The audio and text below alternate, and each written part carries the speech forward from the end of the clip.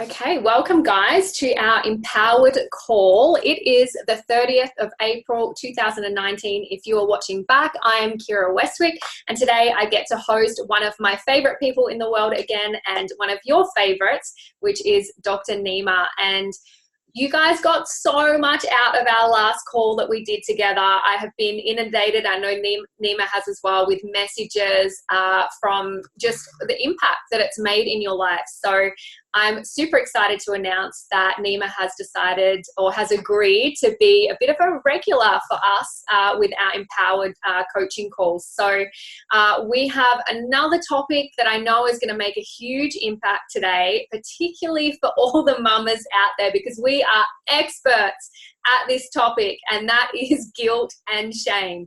Let me know in the comments if you can relate to this. Of course, you don't have to be a mum to feel guilt and shame.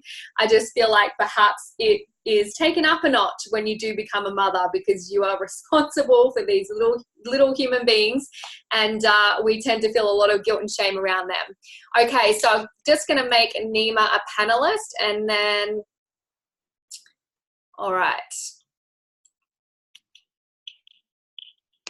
Hey, can you hear me? Yes, I can hear you, but you'll have to turn your video on, or I can ask if you can. Yeah. You just invite me on. Yep, you are. You have been invited. I just don't have your video. Yeah. Is there a promote to panelist? There we go. Sorry, that was my end. We will figure this out and nail it one day. There we go. That's a very good eye, Nima. Are you in there? Are you there? Are you? Am I How are you today? I'm This evening for you. You in Canada? Tuning in from Canada? Yes, I am. It's a beautiful evening, Monday evening in Canada. It's spring here. It's now like the cherry blossoms are like the month of April. All month was just Google this, you guys down south in Australia. Look at the cherry blossoms in Vancouver. I'm just walking around like I feel like such a cherry blossom nerd. But yeah, I'm just. It's like, you know, we had the cold winter you've experienced here, and it's like we're ready for some good weather finally. Walking my dog, so it's nice to be here. And one of the things that I hate most is being on calls with my Aussie clients, and every single time it's just like the sun beaming. Meanwhile, it's like dark and gray here. It's like, right. Well, it's actually pouring with rain right now, so my fingers and toes are crossed for good reception. But yeah, we're talking about guilt and shame today, which I was just saying, women and mothers in particular are absolute experts on this, and everyone in the comments over on Facebook actually have their hands up saying yes. So maybe you could start by sharing what your definition of guilt and shame is, so we can all relate to the topic today. Yeah, totally. The first thing that I wanted to say is that, yes, it's true. The mums, like mother guilt is a big thing. We're going to discuss that a little bit. And by the way, I'm saying this all from the perspective of, I'm not here to give parenting advice. I'm not like a counselor on how to be a good mom. I just have understand the neuroscience of healing, the neuroscience of meaning, how the art and neuroscience of healthy relationships and how it pertains to our health. And so that's been so interesting to me, that these concepts of guilt and shame naturally come up because they are the constraints for our self-confidence. They're the constraints for our authenticity and intimacy, right? Because everybody's, putting on a mask because we don't really want to share our shame. In fact, literally, it just got off a group call with the people in my tribe, and we asked this one question. We kind of went around in this group, right? And maybe, this would be a great place to start with you if you're watching and you're paying attention. Something that you want to ask yourself that would be very pertinent, because we're talking about guilt and shame, is answering this question. And we'll see the brave people who are wanting to kind of share on the group chat there is the answer to this question. What I don't like to admit about myself is, okay? So you really want to check in. What I don't like to admit about myself is we're talking about guilt. We're talking about shame. So we might as well go right for the jugular, sweetheart. We might as well just confront you. I have a show where we talked about being trigger proof, right? And so the only way that you can be trigger proof, Kira, is to get triggered. Mm-hmm. So what I love to do, it's kind of like it's becoming a guilty pleasure of mine, is to trigger the crap out of myself and trigger the crap out of other people so that I can see what comes up, so that we can then look and examine our triggers, our offenses, because they're all a window to greater understanding of ourselves. Mm-hmm. So what I'm going to kind of invite you to do on this conversation is to start becoming an observer to your triggers. Start becoming an observer to your to your thoughts and your beliefs about things when something comes up for you, because my goal is to confront you, because how are you going to grow unless I bring up something in you that you got to look at and go, ooh, I don't like you. That came up. Well, let's look at what that is. And so that's kind of I really challenge myself on that, is that so often when we get triggered, we really, we look to seek blame on others for that. And I really try and use that as to become aware of those triggers when they happen, and to have a mirror on what is that saying about me, and that just pinpoints where I still need to grow, where I still need to do the work, and it's a reflection of me. It's got nothing to do with the world around me. So good, Kira. Like that, when I hear you say that, I'm like, win, because you're always going to be confronted by something. The difference is that space between stimulus and response. Is that a wide gap, or is there no space between stimulus and response? And so the trigger becomes the window. So that's exactly it. And so I asked that question of my group, of my, the people who I'm working with. And that was our topic. And it was so liberating when people just kind of shared, because I kind of shared that as well. So let me share with you what I came up with right away, right off the bat, so that you guys can all kind of feel safe about it too. So what I don't like to admit about myself is my lack of desire to grow up in certain areas of my life. I just don't like to admit that. What I don't like to admit about myself is my severe, I don't like to admit this, but my severe judgmentalness of other people. Sometimes I can't turn it off, and it's blinding. When I catch myself, I'm like, oh my God, Nima, you are such a freaking jerk of a judge of other people. I don't know if you can relate. For next one, my struggle, what I don't like to admit about myself is my struggle with trusting and surrendering to the flow of life.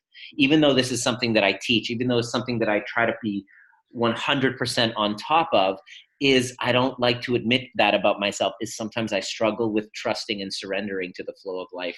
And what I don't like to admit about myself is my tendency to create drama and chaos to actually push me to grow to the next level. That's something I don't like to admit. It's kind of embarrassing bringing it up right now. And the last one is my feelings of doubt about finding true fulfillment in a relationship after coming, off of being in limbo for so long, and now choosing to be 100% going inside and being single. My feelings of doubt creep in about really finding that fulfillment in a relationship. Even though I know the principles of achieving that, I still, I don't like to admit that I have the feelings of doubt about finding that. So I'm turning it to you right now, to all of you who are watching and paying attention and taking notes. What don't you like to admit about yourself? I'd like to hear some answers here in the Zoom thing. There's some good ones, actually, the participants on here, and I'll have a look on Facebook. I have what on, you look at Facebook, I'll look at the one on the Zoom. And Ali Webb says, I don't like to admit to hey, Ali, what's up, hon? I don't like to admit to myself that I am the person who pushes my husband away. Ooh, that's some vulnerability right there. See what we're doing? And this is the exercise we're doing. There's method to my madness. I'm not just trying to piss everybody off and trigger them and everything. There's a reason why I'm doing this. I had this all planned out originally, and I really want to hear some of your answers. Go ahead, Kira. There's some really good ones, which I will say about myself as well is sometimes, someone wrote, sometimes I lose my shit at my kids. Okay, we're talking about mom guilt. Who can relate? You always think you're the only one. Am I the only mum that's this crazy? But when you normalize it, you realize we all have those moments. Right. Okay, now, check this out. This is the one thing, actually, my next Trigger Proof episode, which is Wednesday, or it's Thursday morning your time, we're talking about this, is that healing happens in community. See, if you're holding on to this guilt and shame, one of the challenges that you can make is one of the things to deal with this is we'll go see a psychologist, we'll go see a counselor, or a shrink, and we'll talk about it. But that does not have the same impact of what you guys literally just did there. See, when somebody goes, sometimes I don't like to admit that I lose my shit on my kids. Look at all of the comments. Yes. Oh, that's me. It's kind of like this healing that happens, because I want you to write this down, and this is all shame research, Brene Brown stuff that you guys are all going crazy for because she's so amazing, is shame can't exist in the light. Mm-hmm. Shame cannot exist in the light.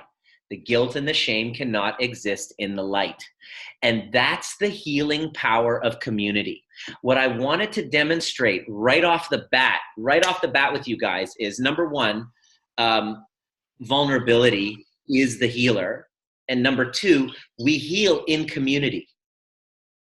Okay? So find yourselves a great tribe, which you guys have this empowered babe stuff and all of it. That's why I'm so behind everything that you're doing. And I'm like, yes, let's do this at least on a monthly basis to give you guys some trainings so that you can show up in the world more powerfully, more resourced, more feeling confident about yourself, more feeling like sexy in your relationship rather than holding on to guilt and shame, which totally blocks abundance. It totally sabotages your intimacy with somebody because you're making it all about your inadequacy. That was actually a very big topic. We're doing a 30-day challenge right now. And if we get time, maybe you can come back to this because it was interesting. Well, not surprising, but interesting how many women really struggled when it came to coming up with 10 things that they loved about their sexuality. And in fact, many of the women wrote 10 negative things, and the task was about positivity. Doesn't surprise me one bit. Yeah, so perhaps that's maybe a whole new topic that we could do on another day even, because I think it's a very big challenge for many women. And I think that blocks happiness and joy and fulfillment, not only in our relationships, but knowing ourselves and loving ourselves and having an incredible... Totally. Now, let me give you an analogy. We're going to move that over, guilt and shame. This is the same thing. And I'll show you the impact of that. What you literally just said about sexuality. I'm a salsa dancer. So how dance imitates life, how art imitates life. And so here's what would happen. I would ask a woman to dance salsa, and I'm like, let's dance. And immediately when they go into, oh my God, I'm not a good dancer. I'm not this. I'm clumsy. I don't dance. I'm so good. I look like... And here's what happens as a lead, as your partner, when you're saying that about yourself. The whole time I'm like, God, I wish this chick would stop freaking obsessing about herself and her inadequacies and to just be freaking present with me right now. I just wish she would shut up with her inadequacies and just realize there's another human being in this interaction. Your guilt, and here's what I want, because that is your sexuality, by the way. Your partners are saying the same thing, like, who gives a crap about how your boobs are sagging? Okay?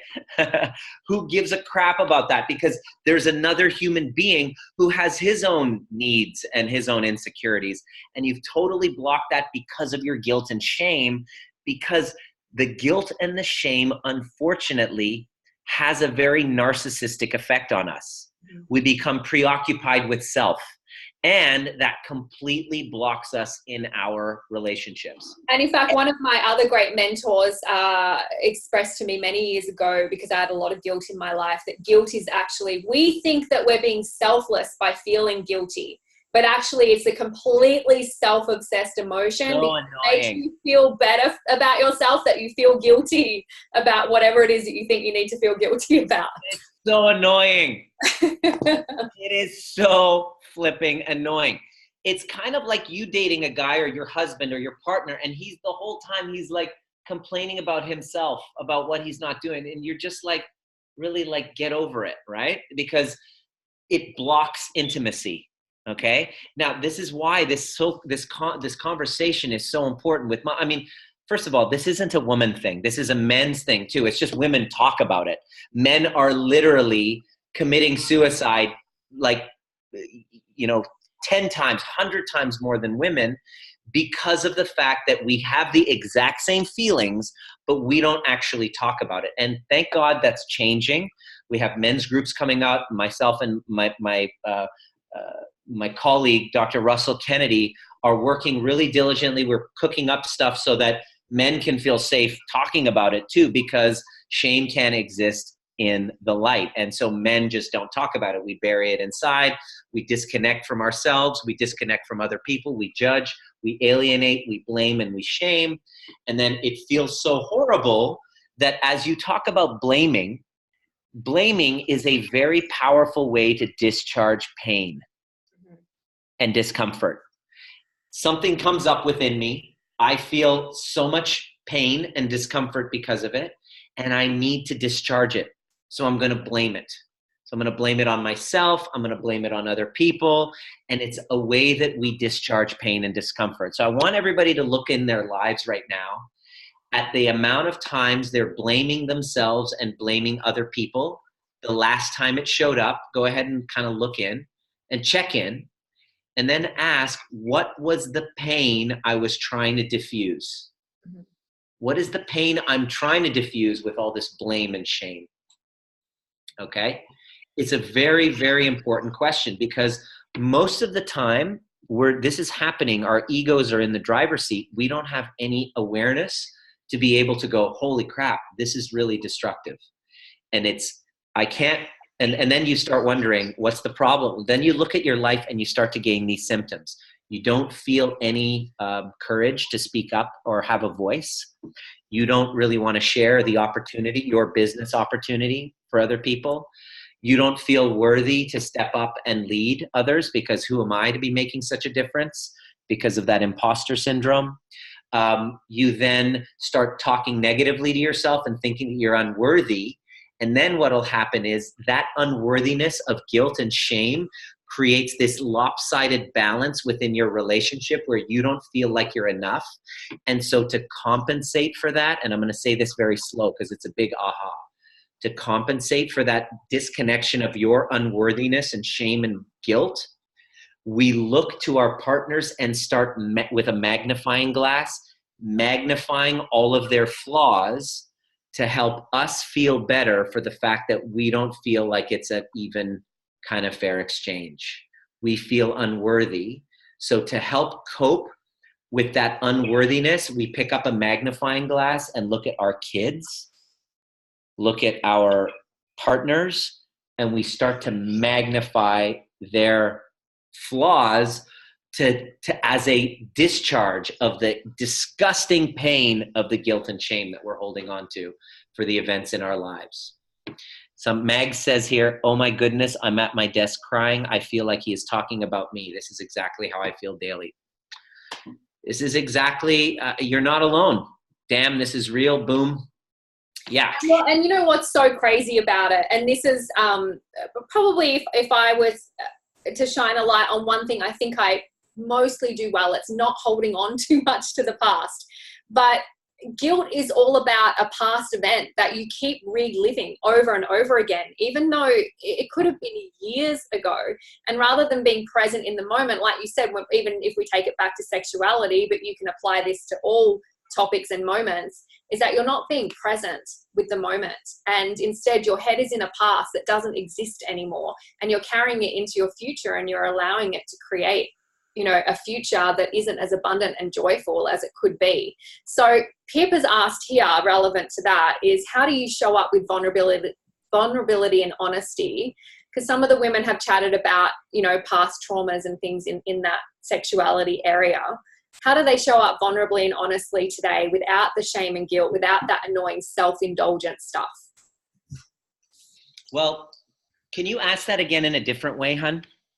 So we're all carrying our past with us, right? We've got the guilt from actions that we did in the past. We're holding on to that. We're allowing that to define our future. So when we were talking about sexuality, a couple of the women made a few comments, and then Pip said, so how do you show up vulnerably? You're talking about the dancing situation, that you're in your self-indulgent, you're focused on yourself, bringing all of the past traumas and things said about you, shame and guilt into that moment. How do you release that and be present and stop being self-indulgent? Okay. So what you're talking about is the thing that you're about to share your vulnerability. You want to share something, an intimate moment with your partner, and you show up and all of a sudden you get stopped because you don't want to be vulnerable because of guilt and shame about yourself. Mm-hmm. So this is interesting. I had a client who had the exact same problem. She hadn't really initiated sexuality with her partner with her husband for like a whole year. And she didn't know why. It just wasn't happening. She was stopped. She was like paralyzed, and she just couldn't get vulnerable. She was holding on to so much guilt and shame. And so I created this methodology called the overview method. And I teach it in workshops. You came to my workshop, and it's part of my kind of program, and it is a life-changing tool that shifts your perspective to help you see the duality and integrating polarities of traumatic events. And so it's in these old traumatic events that you're holding on to, that is like baggage in your system, that then impacts the way that you show up in the present moment.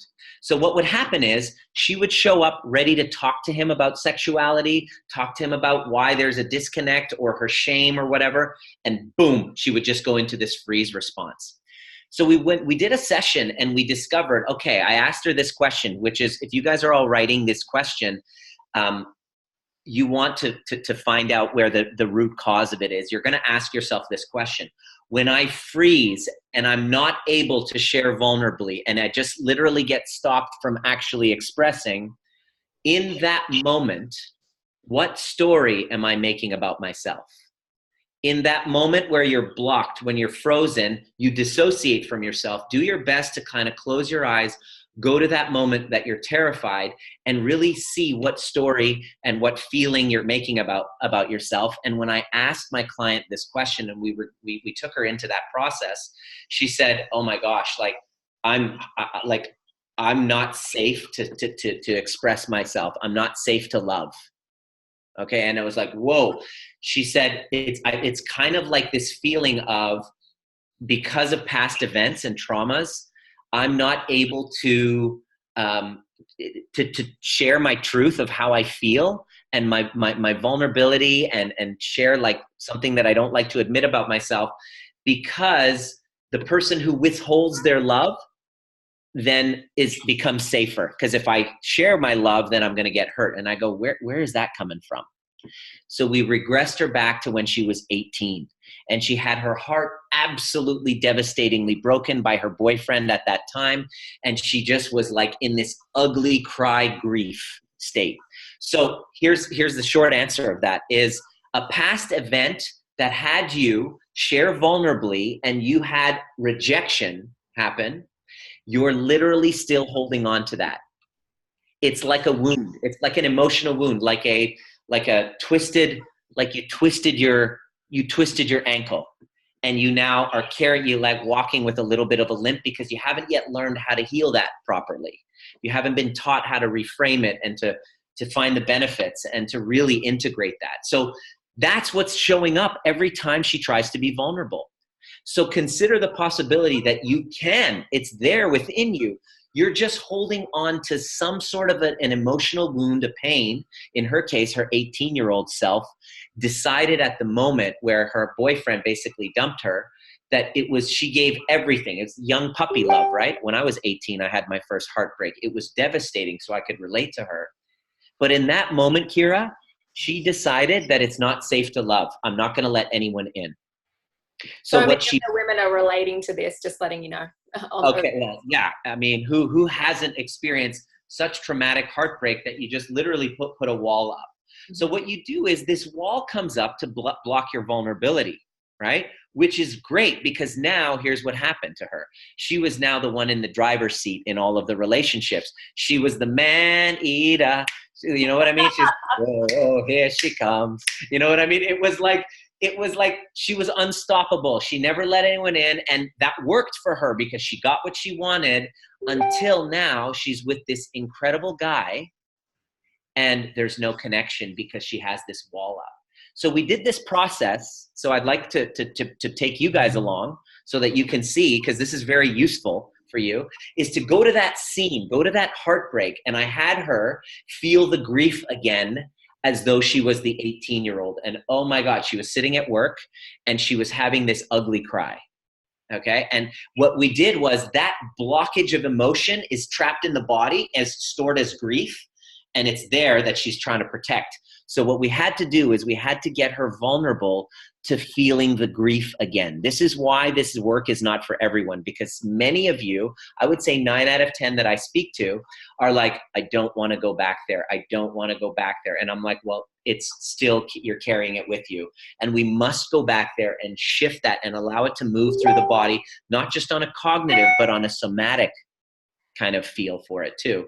And so we did that, and she felt it and let it process through her body. She felt the grief. And then I asked her this one question, which I'm giving you guys right now to ask. At that same time, that heartbreak that caused you to block your vulnerability from your shame, your ability to actually be intimate, at that exact same time, you had that, and you have a question, how do you go back and find that time?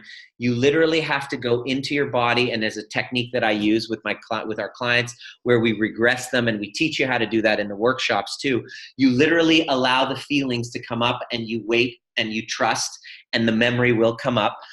It's always there, even though you probably are wanting to block it. A lot of times there's a blocking of it. So we went back and I asked her this question. I said, where was your relief? Because you cannot have a grief without a relief. There's a polarity happening, and there's a grief and a relief. And in that same moment that she had the grief, there was a relief that she was like, oh my God, he was into drugs and he was taking me down a really dark path. And I would have followed him till my death because I was so codependent on him.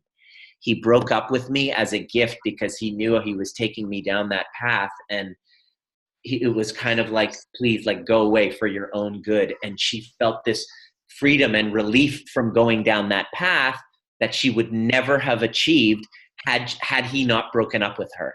And in that moment, there was like a silence. There was tears of gratitude, and her heart opened to her 18-year-old self. That's the first step. So this blockage of vulnerability that's blocking love, because you don't want to feel the shame, it's blocking love, it actually is a dissociation from yourself, from your inner child, from your younger self. So the first step to clearing that is to reconnect to the innocence of that 18-year-old who did everything she could to protect herself from the pain of that breakup, and really love on her for doing that and saying what a brilliant strategy that was at the time, because you needed to get your needs met and to survive, to prevent yourself from feeling that. Now, with a great husband who's like a rock star and totally safe and everything she's always wanted, it's not useful anymore. But she saw how useful it was up until then. She had empathy for her 18-year-old self. And then she had empathy and love and gratitude for the 18-year-old, for the boyfriend back then too. So in that moment, she no longer felt the need to have to protect herself from vulnerability. And she then went home and had this incredible encounter. She texted me the next day. I want to share with you what she said because it was so huge. I actually want to share this with you. This is what she wrote. She said, 9 months, Nima. It has been 9 months since I have said this. Last night, my husband and I connected on a physically intimate level, and only after connecting on an emotionally intimate level. Yesterday was an effing huge, she didn't say effing, she said the real thing, effing huge eye-opener. The ridiculous face you posted up for freezing in fear in my private group, The Art of Powerful Alignment, which you guys can join. Yup, that was me. I let go and opened up. I let my heart be open and give and receive love, and I was not hurt, judged, or shamed for it. I was vulnerable, and it paid off in a big way. It's not that having sex is the win here. You know that. The win is the fact that I actually was excited and I was willing to share without fear. The second that was gone, I truly wanted to be close with him. I wanted to connect with him. I actually initiated it. And she did a little mind-blown thing. Last time I said that was well over a year ago. Thank you, wholehearted, love-filled gratitude for you today. And that comes with courage to face your demons. Isn't it amazing that we don't understand that the consequence of not doing this work, the cost, is far greater than, you're carrying this with you every single day, but the cost of not actually working through it, like that over time would cost a relationship, carrying that pain every single day, because you can't have a happy relationship with that level of disconnect. It caused the demise of my relationship. Absolutely. It was through my recoveries and my discoveries and my recoveries that I'm just like, holy crap, how did I overlook that? And then patients are coming in and I'm like, well, you all need to learn how to connect deeply with yourselves and to have deeper love for yourselves and to clear the guilt and the shame. So that's what I love teaching now. And so to answer your previous question, guilt is basically I did a bad thing. Shame is I'm a bad person, right? And so it's the story we tell ourselves based on the old traumas and the old experiences that we've had. And the question is, how do we overcome it? Because this should be the question that we have. Because if you don't get this part right, you are not able to have an intimate relationship with someone. And that lack of connection with yourself causes us to be so narcissistic. And each one of you know a mother or a father who didn't love themselves. And was it possible for that parent that wasn't able to truly love themselves to connect with you? And the answer is no. A parent that doesn't truly love themselves can't see you because they're so busy just obsessively trying to protect their image and ego, which is a narcissist. I just want to share, I want to share vulnerably for a minute, but I just totally related to everything that you just said in that sentence, because Tell me. There was a time where I hated myself so much, I probably looked in the mirror 20 times a day to see if I still hated myself. Like just hoping to see something that I liked about myself. And the disconnect that caused in my relationships and like I was a loving mother. I was there present with my kids every day, but in my head, always in my head. And, and sometimes people would even bring that up. Like I would just be away with the fairies all the time and not thinking about what serves my family, just thinking about my own pain, guilt, shame, suffering. Now, here's the thing, Kira, thank you for sharing that. That's absolutely so beautiful. And thank you for sharing that. And here's the thing, you're not alone. See, when your parents don't love themselves, they can't see you properly. And the fact that you jumped in and started working on this and started to find that love for self was the greatest gift that you could give your kids.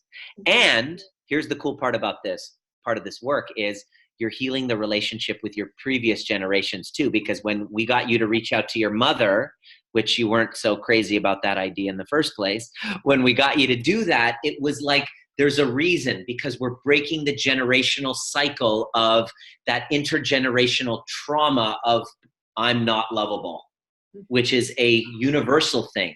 So the greatest gift that you can give to your kids is to take 100% of the driver's seat and full on go inside and to clear that.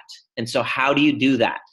Because like I said, when you don't get that right and you don't love yourself, your kids will not possibly be seen because you, as you just shared, will obsessively, like the dance analogy, will be preoccupied with where you're not great, where you're not acceptable, when you're not, worthy.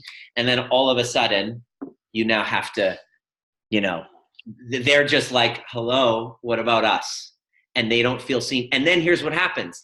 They then don't love themselves and they repeat the freaking cycle. And it's not your fault because this is completely unconscious. So by us not feeling worthy, them observing us not feeling worthy teaches them that they are not worthy because they are in our likeness. Why do you feel like it's so hard? Because the things that we feel guilt and shame about towards ourselves, we would find compassion easily for, empathy easily for, forgiveness easily for, with our children, our partners, our friends, our strangers around us that we don't even know. But we are so harsh on ourselves. What do you think that missing gap is? Because I do believe, as you said, having empathy for yourself, going back to those moments that you feel shameful about, when you can have compassion for yourself, it's easy to let it go once you truly feel that. Yeah. Well, I mean, there's many theories out there. We just have this default mode network. It's our ego that's trying to protect us. There's this, and also there's a story inside our heads, religion, whatever, has brought in this whole idea that self-love is like, you're not supposed to love yourself. It's narcissistic and everything like that. And so it's really like, it's a challenge for people. So how do we do it? Because that's really my goal in tonight's call, is to give you everything I got. And if you want more help, I'll show you where to go to get it. That's my commitment every time we do this. I love sharing this work with people. Is the way that you do that is to really find the innocence of yourself. Whatever that you're feeling guilt about, that thing you did when you were a teenager, that, interactions that you had, your early sexual experiences that you feel confusion about, some shame about, some guilt about, all of that, is to really first and foremost, and there's a process that it takes, that you can't just see your innocence, is to really actively go and see the innocence of your unconsciousness at the time. There's 3 words that will help to liberate you from that. And it's at the time. Okay? At the time. See, at the time, you were making the most intelligent choice based on your level of awareness at the time. At the time. That's just basically what was happening at the time. So if you knew at the time better, then you would have chosen differently. So to see the innocence of your unconsciousness in that moment and the unconsciousness of the others there. Let's say you were a little rough with your kids. I mean, I went through a lot of shame and guilt and regret over what my unconsciousness did and how it hurt myself and other people. And I'm just like, people like, Nima, you got to learn to love yourself. And I'm like, how the hell am I supposed to do that? I can't even look in a mirror right now. How am I supposed to go there? And it was through the constant connection with our younger self and seeing that was what was behaving. That was what was driving the bus in that time. And the same leeway that you give your children, you're going to have to kind of overstep that and to consciously give that. And it's going to be challenging because when you connect with your inner child, especially when you've been dissociated for like 30 or 40 years, which is another one of my clients, or like this weekend, she connected with her inner child for the first time in 40 years and cleared a huge guilt and shame about past sexual trauma with family members. And she was just living in this, I can't stand my life and I want to die. I want to end it. When she was able to see the innocence of herself and the power of herself in that moment and how amazing she was, and started to look at her younger self, that one that she was feeling guilt and shame about, and go, holy cow, and empathize with that younger self. This is a big stretch for many of you. Some of you are like, what? I have empathy for other people, but empathy for myself, I can't do that. That is the quantum leap that has been the most transformative thing, not only in my life, but I get to guide people towards that, what was the innocence? How was I completely unconscious? Why should I have behaved exactly as I did with the wounding that I had, with the unconsciousness that I had, with the upbringing that I had, with the fears that I had? I did the very best I could at the time. And that's a stretch for some, but it takes work, but it's worth it. Your kids' lives depend on it, on you doing that, right? So that's the first one, is to really seek and find the innocence of your own unconsciousness at the time. And if you have resentment for somebody else, the work is to find the innocence of the unconsciousness of that person, because resentment is like taking poison and expecting the other person to die. So finding the innocence of your unconsciousness is number one. So I'm going to turn the question around and ask yourself, what would open up for you if you really took the time and the effort, the attention, the resources to work towards finding the innocence of your unconsciousness during your things that you feel guilt and shame about? What opens up for you when you do that? I'd love to see and read what that would be. If you could really take the time and you really were able to truly, in a felt sense in your body, see the innocence of yourself in those things that you felt guilt about, guilt and shame about. Connectedness, Megan says. Hey, Megan, what's up? Connectedness. Yes, absolutely. I would have a reason to be. Oh, beautiful. 100% true. What else? You can read them too in Facebook, Kira. I'd love to read. I think there might be a little delay. Yeah, we've got a delay. So connecting with my husband on a deeper level, emotionally and physically. Absolutely. When you see your innocence in theirs, boom. Just like my client there, she just like she was like, the world feels different now because she now overcame that. AJ says, I would have a voice. I wouldn't feel choked and a tight chest anymore. Yes, those are signs and indicators of a fear, something, an old story, an old trauma that you haven't yet cleared. I would just feel like I was doing the best as a mother and my kids would have the best part of me. My husband would feel more loved and secure with me. Beautiful. And why is that important to you is the next question I want to hear. So write these down because I'd like to hear more about it. And by the way, join me. I'd like to continue this conversation. If you're not already a part of my Facebook group, The Art of Powerful Alignment is where we have these discussions, and I, put in content and answer questions and that kind of thing. It's a kind of my free community there. So what would open up? Great. That's number one. So number two, dissolving guilt and shame, okay, is you let go of the expectation, and this kind of sounds counterintuitive,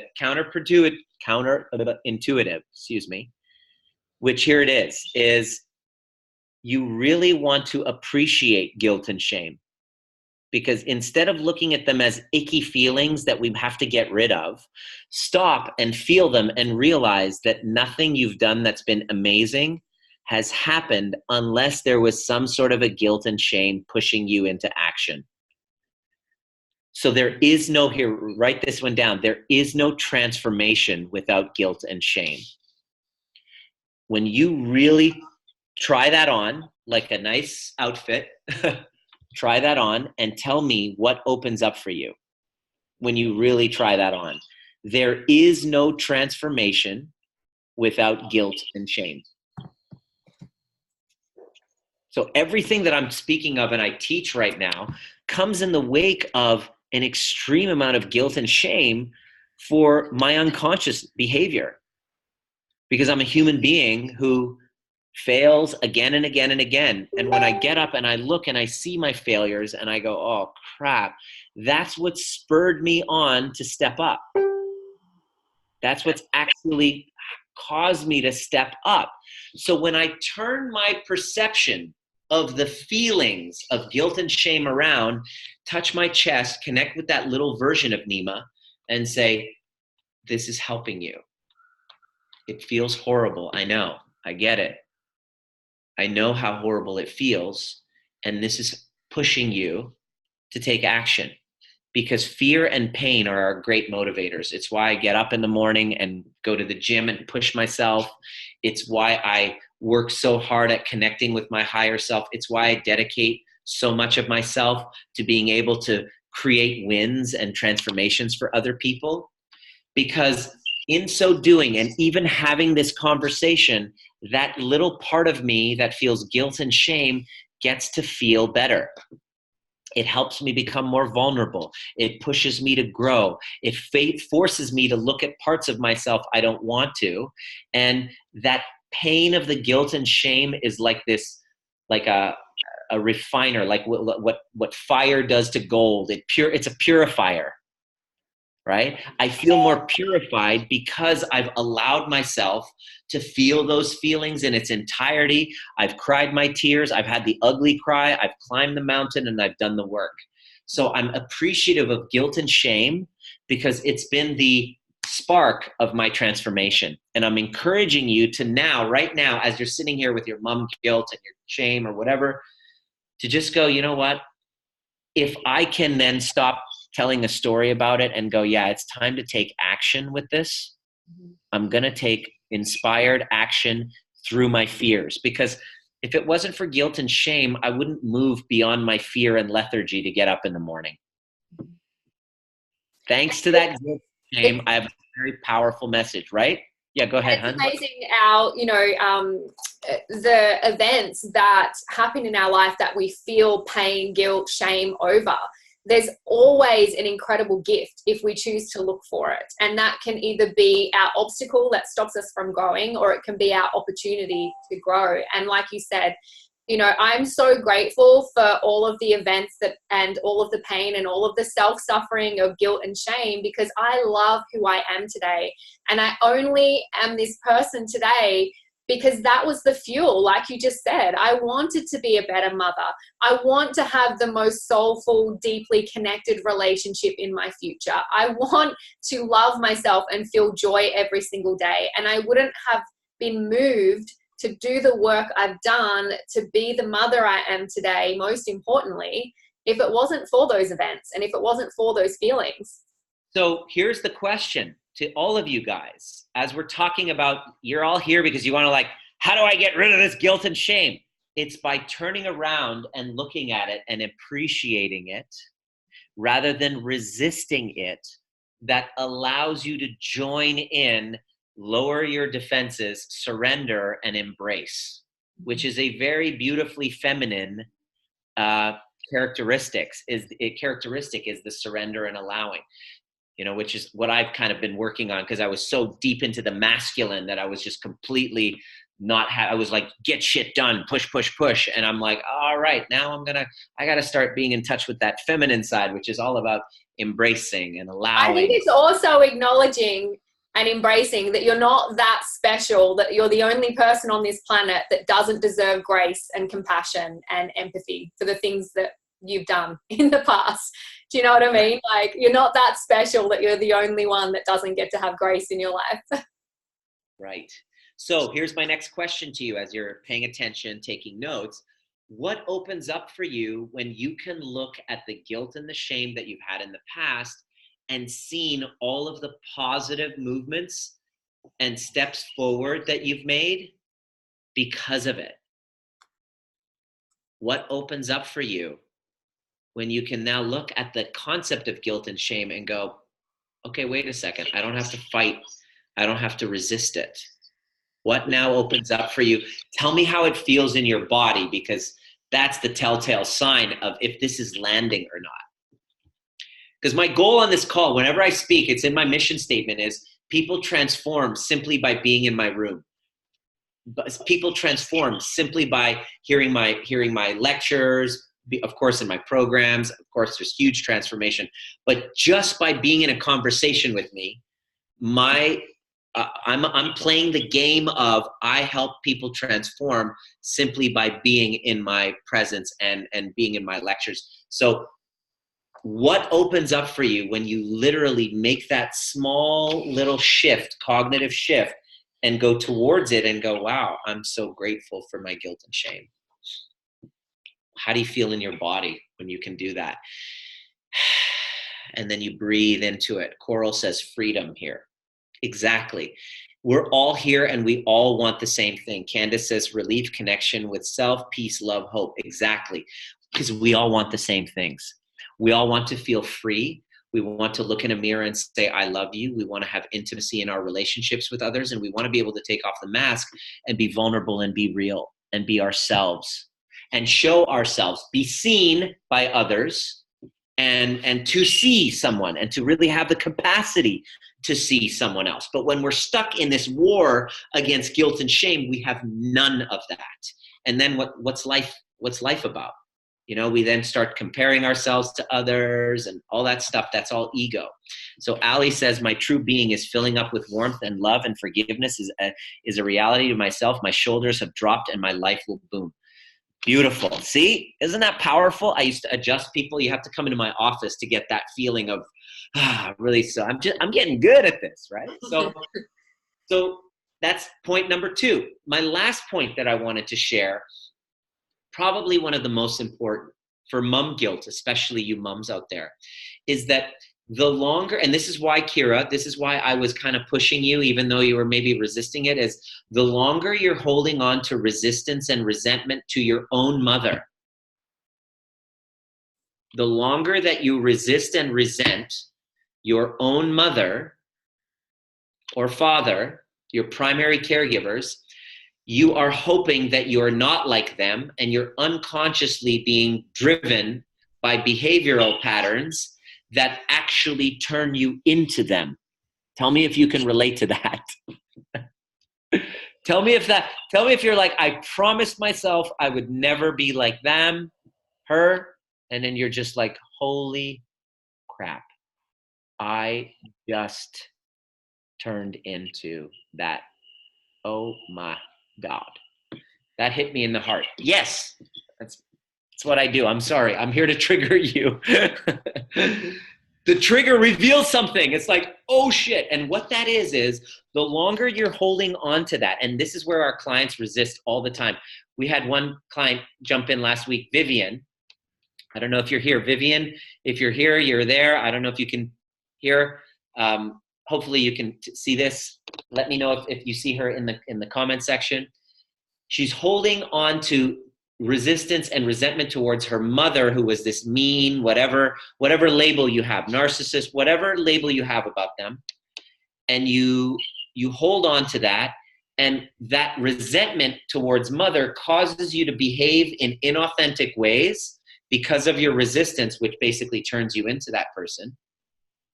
And she hadn't spoken to her mother in 4 years, and we regressed back and we cleared the resentment. She saw how all of her mother's ways of being were an act of love, and it got her exactly where she was. And it took us about 45 minutes to get there because it wasn't fake. There was some resistance. But all of a sudden, she then called her mother, has a completely different relationship with her mother, dissolved the resentment towards her mother. Guess how she's now showing up towards her kids now? More resourced, more unstoppable, more, you know what? I'm grateful for the challenges of my mother when she was in ego, so I can love my own ego a little bit more too. I can love all parts of myself because I could find love in my mother's ego, which I hated all this time. The parts you hate about your parents, the labels you have about them, are just their ego. It's not their soul. It's not who they really are. It's you've told a story and, he's an abusive alcoholic. Well, he was also like the most caring, fun-loving person who you had such a great bond with, but you're selectively attending to the story that has you as the victim so that you can justify your life right now, which is working for you until it no longer works for you and we have to go back and change some stories. Does that make sense? Ouch, I'm sorry. I'm here to trigger you. It's going to happen. People, I remember I get some hate mail from people. I hate listening to you speak because you trigger the crap out of me. I'm like, I know, I'm doing my job. Sometimes I wear dark because I'm like trying to be the dark, but I'm trying to liberate you. I want your freedom. Your freedom comes from not having to run away from your dark side. It comes from embracing that part of you. And your dark side is your parents' dark side, which you haven't yet loved. So if you can, number 3, clear the resentment and trauma from mom and dad, you then love their dark side, see their innocence, all of a sudden you have a different perspective of your own. And when you do that and you get that right, you, like today on our group call, Suman, she was just talking because we cleared her resentment towards her father. She called him for the first time in 40 years and said, I love you, for the first time. He said, I love you. His health has been crap. No wonder, because he's disconnected from his family. He's in India. She's now going to bring him here for the first time and spend time. She's like, oh my God, I have a relationship with my father. And the cool part about this is, I said, how do you feel right now? She goes, I just feel love everywhere. I feel love towards myself. I feel love towards my kids. I feel like I'm surrounded by love. My life is completely transformed. Why? Because she took the time and did the uncomfortable thing and got vulnerable and cleared the past stress and trauma from her mom and dad. Because anytime you're holding that and you're disconnected from your source, and that'll impact you as a mother. So Megan says, powerful. God bless you, Megan. We're connected on Instagram. It's great to talk to you. We'll chat a little bit. Make sure you're following up. I'd love to chat with you. Ali says, my first husband was like identical to my real father, yet I wasn't brought up by him. And yes, lots of negative descriptions on him and my first husband. And the longer we hold on to these, the more guilt and shame we feel, because intuitively your soul knows there's love that you have for your mother and your father. And if you've broken that and there's a disconnect from that, you've disconnected from love for self. So I know that what I say is not popular.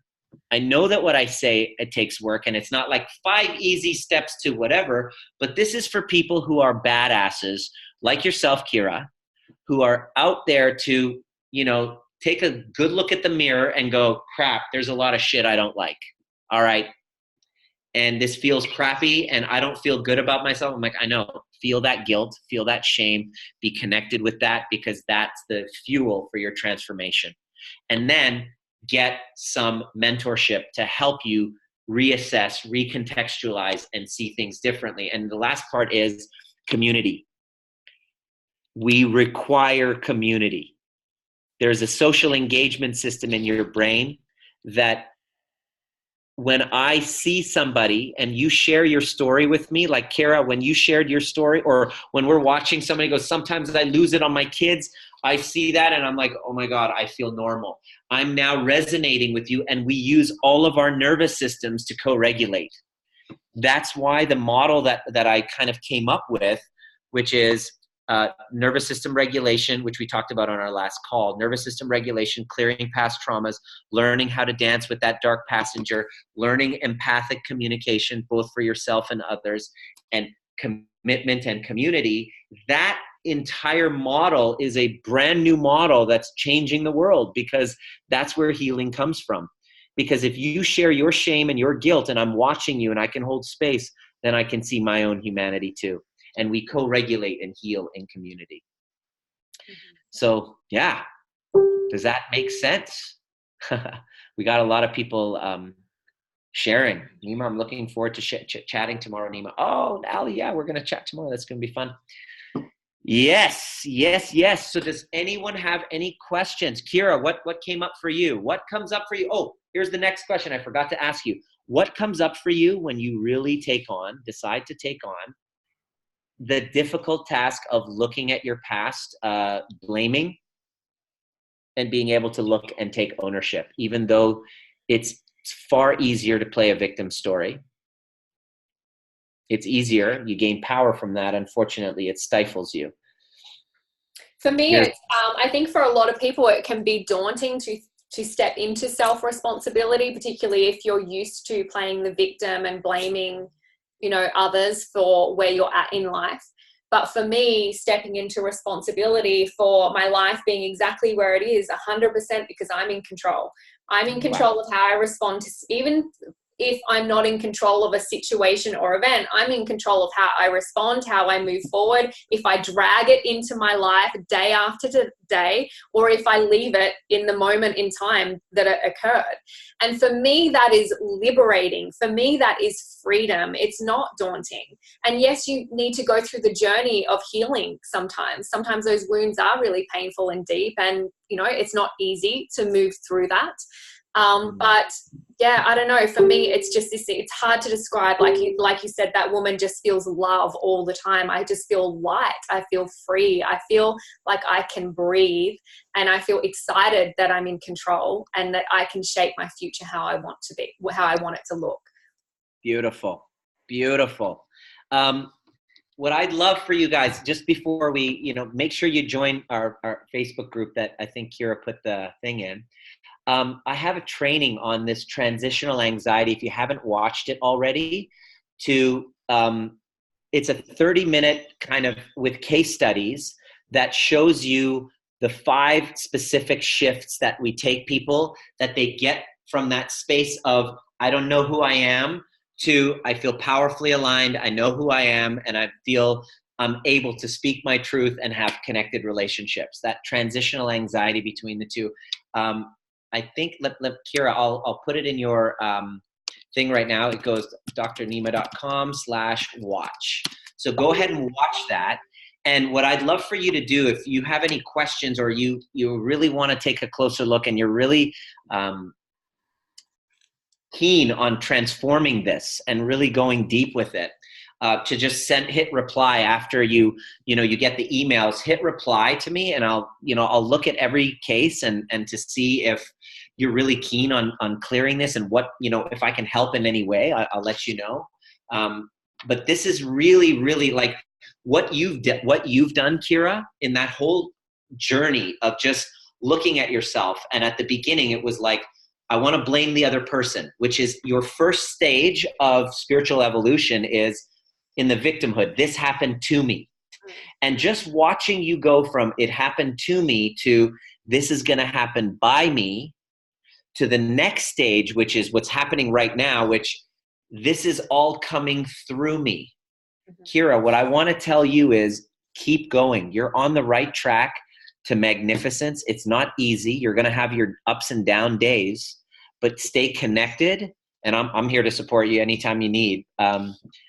But you're exactly where you, like, the level of vulnerability, the level of courage, the level of your ability to just face yourself, to share yourself, is a huge example. And I think that everyone here, I just want you all to give Kira some love for this initiative that she's doing, that she just wants to make a difference in the world and to support all of these amazing people looking to become greater leaders and better mothers and better husbands and wives. And just, I'm so proud of you, for doing this work. And I would love to help empower more moms as well. And so throwing my hat over the fence, and you can count on me. I'm on the same team as you. Thank you. Super appreciate all the work that you've done, for me, but that is making such a greater impact. And it's just so powerful what can happen when we come together. And when you change your life, if you're listening to this now, when you empower yourself into greatness, it impacts so many people around you to step into their greatness too. And it's just a gift that I think keeps on giving in so many ways. I'm so appreciative. I know I brought up something. Why is it that we cry every time? Like I was like, okay, I'm not going to cry this time. Why is it that whenever you and I talk, there's tears going on? Can we do it without the tears for once? Why do I keep triggering that? But it's a beautiful thing. It's impossible for me. Everyone knows it's impossible for me. The emotional revenue, the gratitude, the being in your heart space, for me, that just makes my body weep. I can't avoid it. Yeah. And so and I got to tell you, this is a product of the work, because before I'm like, everything that I'm sharing with you, it's kind of like, it's what I had to go through in my own recovery. I couldn't feel myself. I couldn't be connected to my feelings and emotions. I was not able to have empathy. I didn't have all of that. It was just, I was constantly in this rat race trying to, show myself a certain way and to put on a mask. And it was, no matter what I would achieve as far as goals, as far as like, get the Beamer, get the trophy wife, get the $1 million practice, nothing was ever enough. And I'm like, why is it that no matter what I achieve, it doesn't fill that gaping hole inside. So I went on this search, and everything that I'm sharing with you is the product of my search on my recovery, crying the tears and doing the work and going, none of it at all makes sense. And none of it is worth it unless I can connect with me and feel who I am and know who I am, and really be able to look in a mirror and say, I love you. Because on the other side of that comes being a better parent.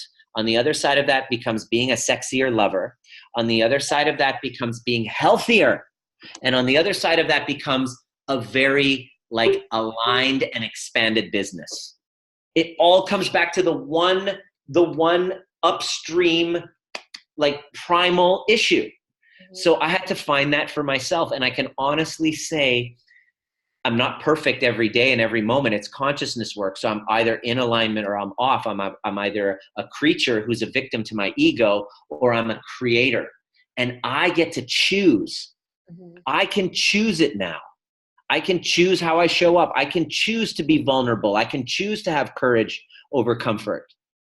And I just love sharing it, because every patient that comes in to see me, every client that reaches out that says, I'd like to talk one-on-one, it's the same issue. So we take them through these same fundamentals.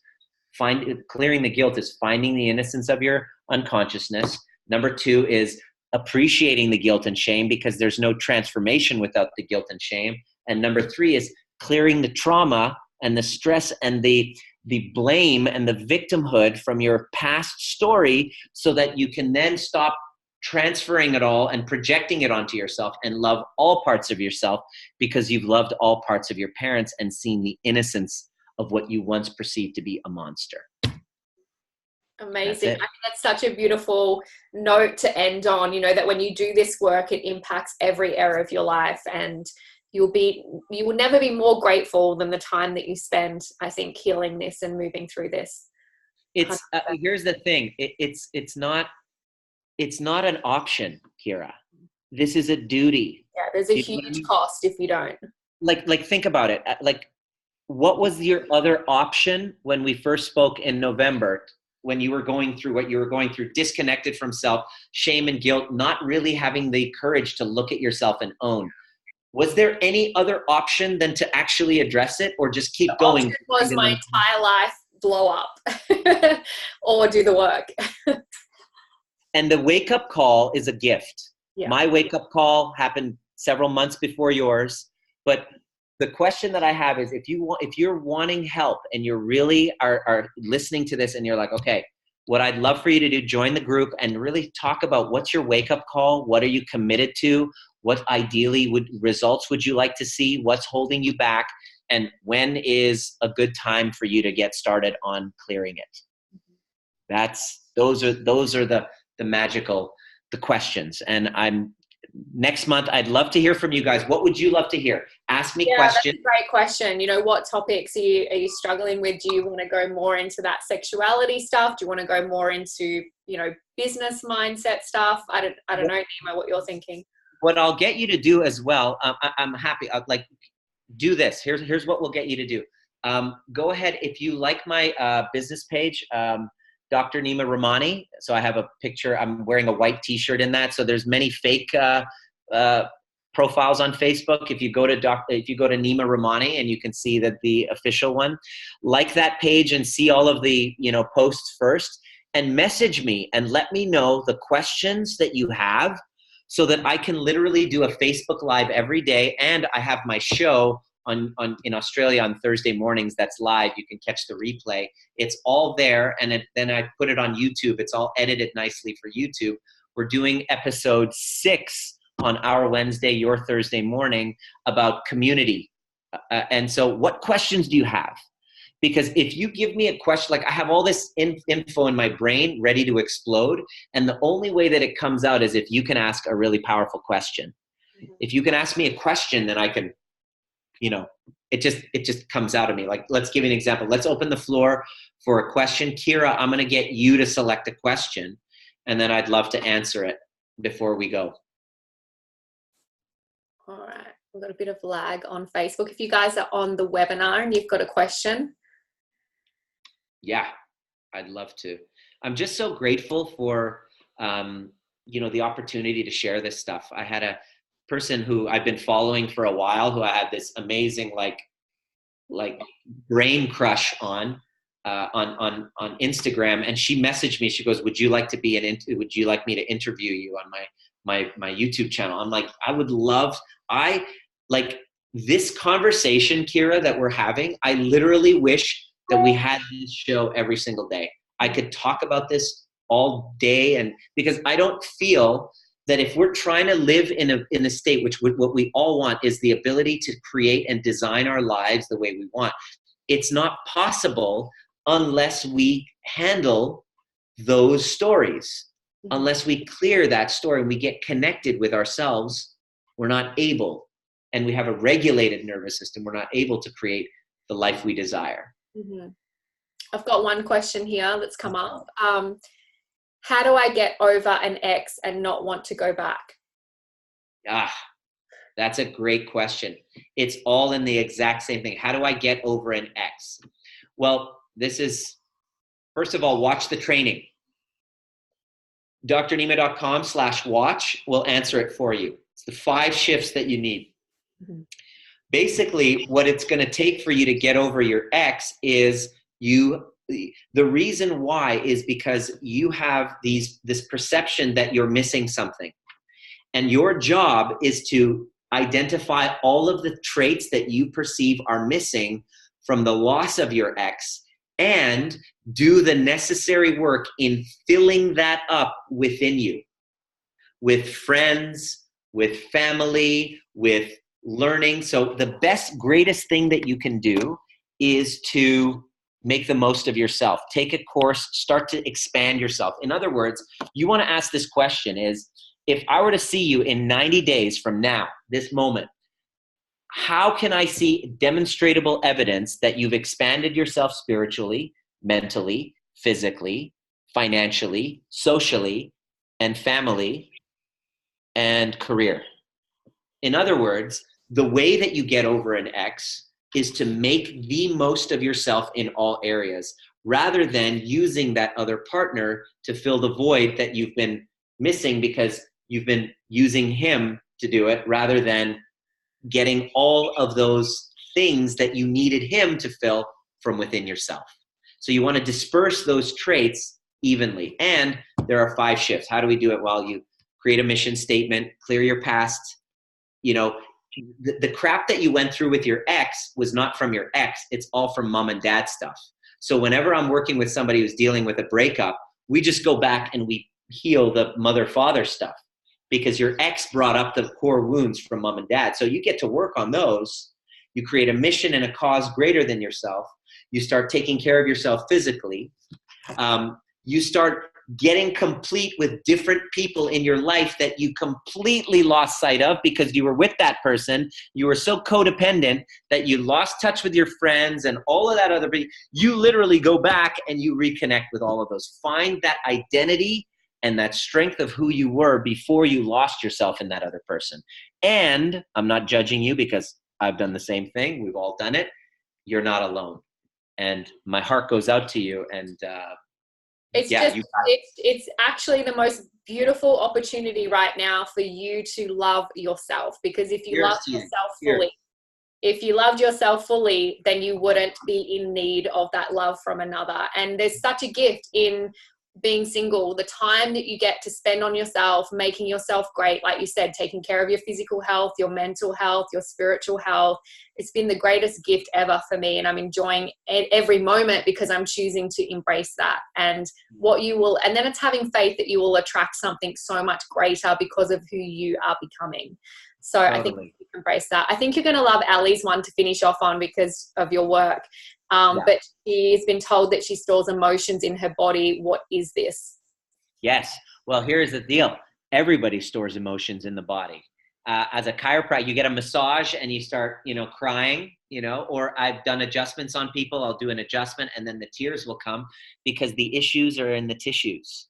And anything that anytime you're going through an emotion, and all of a sudden you feel a guilt and a shame and you don't express it, you don't cry it out, but you stuff it down, that energy has to go somewhere. So oftentimes I would see it in my patients. I would just touch you go ahead and give this a shot, you guys.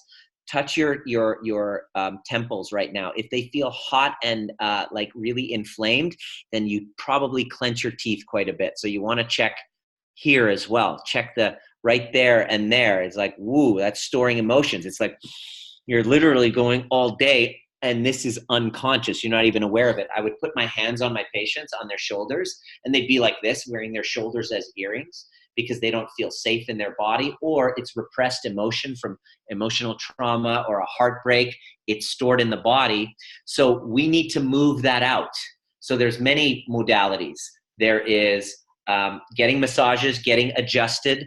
I love doing breath work. I do breath work, which is kind of like conscious connected breathing to help kind of move the emotions out. And it's popping up. It's becoming very popular. It's a very powerful tool to regulate your nervous system. In all of our live events now, we do breath work at the beginning of the session and at the end of the weekend. And then we do the cognitive work throughout. So breath work is good. And exercise, dance, get your body moving. If you're stagnant and stationary, all of that energy is in your body. It's important to get it moving, going and dancing, even turning on music and just dancing sad songs and crying it out, putting on sad stuff, sad movies, and just crying, letting that stuff down emotion. There's something very healing in tears and allowing yourself to express it. It's so healing. So my healing methodologies that have evolved over 18 years is probably is unique. Is not too many out there because it combines the cognitive, changing the story, as well as the somatic. The top down and the bottom up approach to healing is the rage. It's what's the future of healthcare. And I kind of hacked into it because I had no access to my cognitive thoughts. My emotions were all stored. I was in a fight or flight or freeze. And then I discovered breath work and it melted me. And I'm like, all right, we're going to include all of this, the chiropractic adjustments in our workshops, the breath work, the cognitive work. You leave from Friday to Sunday a completely different nervous system. And so your issues are in your tissues, and it's important to move them through your body. So dancing, sound, breath work, just keep your body moving. And, sometimes even doing kickboxing or martial arts and just exerting yourself to the max to the point of tears is so healing. Sometimes you'll do that in a yoga class as well. So keep going. I hold my tears. Exactly, Ali. You hold your tears. Mm-hmm. Do not hold your tears anymore. I know when you were younger, it was probably safe to do. You were trying to be safe, but it's not working for you anymore. Yoga, I believe, is one of the best exercises to do when you hold everything in, because it's all about surrendering and opening up. And it actually, it improves your connections with your relationship. Try this right now. Everybody, try this right now. As you're sitting there like this, watching this. Okay. So as you're sitting there right now, check this out. You want to turn your hands this way, and you want to open up. As you're sitting there, you want to open up and open your hands this way. And you open your heart. Some of you will get a little click in your spine. When I do that, I get a little click. I'm like, you're opening your heart. And I know, Akira, just a couple days ago, you were just on a beat on a ball. I was like scrolling through Facebook. I'm like, there's Kira on a ball, on some sort of a thing, heart opening. I'm like, I do it every day. I'm like, damn it, that girl, she's on it. She's on point. I was watching, I'm scrolling, I'm on the toilet, scrolling through Facebook, and then I see Kira on a mat with a yoga ball or something going on. I'm like, damn, that girl is on point. All right. Well, there have been some fantastic questions just pop up. So you might want to go over and look at those for next time that we chat, Nima, but some really good ones now. So we might use them for our next chat. But thank you so much. So grateful for all of your time. We went well over. Yes. But everyone got so much value out of it. So yeah, and join me on Instagram at Dr. Nima. Send me a message if you have a question. You really want to get to the heart of it. I'm all ears, and we only have 30 spaces for the overview experience it's either going to be Melbourne or Gold Coast in October 19th weekend. So make sure if you want to be there that you get registered and be one of the few that I get to train in how to go from a completely transformed nervous system. We've had people who had abortions, guilt and shame about abortions. We clear those charges, find the innocence, open your heart to yourself, and you walk out of there and you're like, I'm no longer holding on to this baggage. You can do it with one weekend. So it's really, really cool. Amazing. Thank you. Thank you everyone for tuning in. This will be over on YouTube. We've got the live. Make sure you join the group so you can stay up to date with everything. And the more that you share, recommend, comment, the more that we can get this content out to you guys as well. Tag somebody who needs to hear this. Yes. That might not work in their favor though. They might think, oh, you think I need to hear this? No. What are you tagging me for? Get out of here now. All right, thank you. Thanks so much. Bye.